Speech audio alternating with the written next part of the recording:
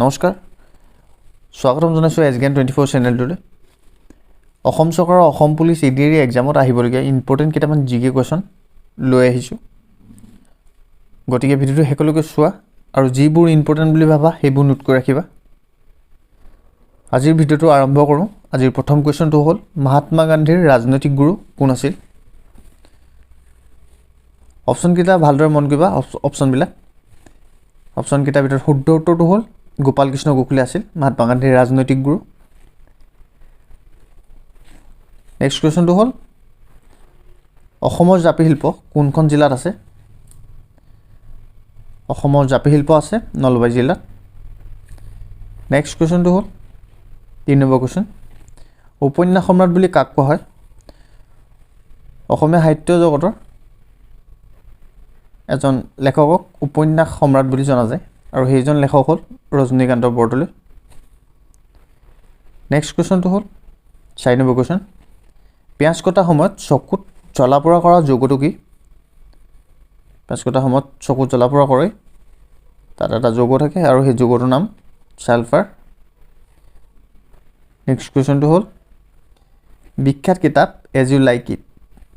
কিতাপখনৰ নাম as you like it এই কিতাপখনৰ লেখক কোন এই কিতাপখনৰ লেখক হ'ল উইলিয়াম শেক্সপিয়াৰ নেক্সট কুৱেশ্যনটো হ'ল 6 নম্বৰ কুৱেশ্যন জাৰ্মানী আৰু ফ্ৰান্সৰ মাজত কোনটো আন্তৰ্জাতিক ৰেখা অৱস্থিত জাৰ্মানী আৰু ফ্ৰান্সৰ মাজত এডাল আন্তৰ্জাতিক ৰেখা আছে আৰু সেই ৰেখাটোৰ নাম হ'ল মেগিনট লাইন নেক্সট কুৱেশ্যনটো হ'ল 7 নম্বৰ কুৱেশ্যন শৰীৰৰ তাপমাত্ৰা ক'ত নিয়ন্ত্ৰণ কৰা হয় মানৱ শৰীৰৰ তাপমাত্ৰা ক'ত নিয়ন্ত্ৰণ কৰা হয় অপশ্যন কেইটাৰ ভিতৰত শুদ্ধ উত্তৰটো হ'ল হাইপথেলেমাছত মানৱ শৰীৰৰ তাপমাত্ৰা নিয়ন্ত্ৰণ কৰা হয় নেক্সট কুৱেশ্যনটো হ'ল নাটো কোন চনত প্ৰতিষ্ঠা হৈছিল নাটো প্ৰতিষ্ঠা হৈছিল 1949 চনত নেক্সট কুৱেশ্যনটো হ'ল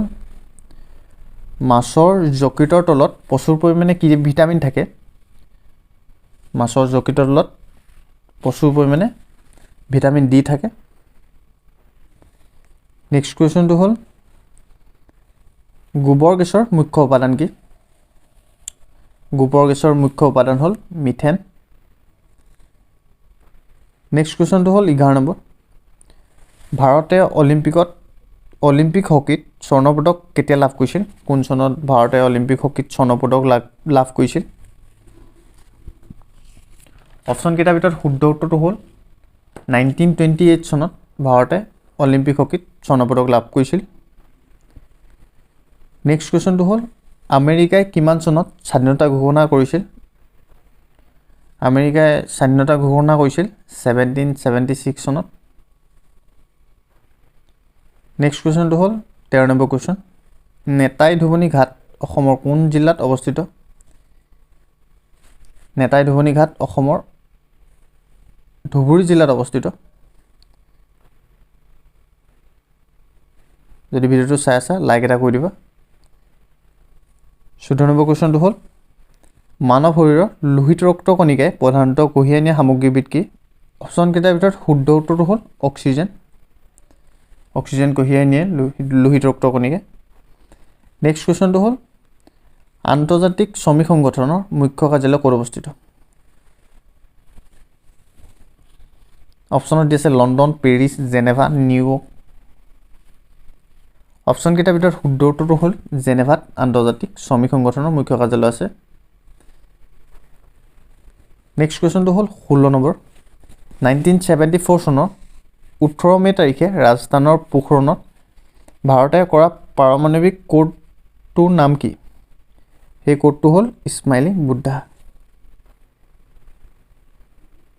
নেক্সট কুৱেশ্যনটো হ'ল 17 নম্বৰ কুৱেশ্যন তাৰাপুৰ পাৰমাণৱিক শক্তি কেন্দ্ৰ ক'ত অৱস্থিত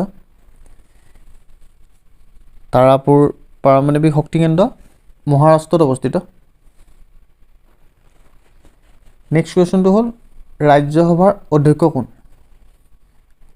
অপশ্যন কেইটাৰ ভিতৰত স্পীকাৰ হ'ল লোকসভাৰ অধ্যক্ষ আৰু ভাইচ প্ৰেছিডেণ্ট হ'ল ৰাজ্যসভাৰ অধ্যক্ষ গতিকে শুদ্ধ উত্তৰটো হ'ল ভাইচ প্ৰেছিডেণ্ট নেক্সট কুৱেশ্যনটো হ'ল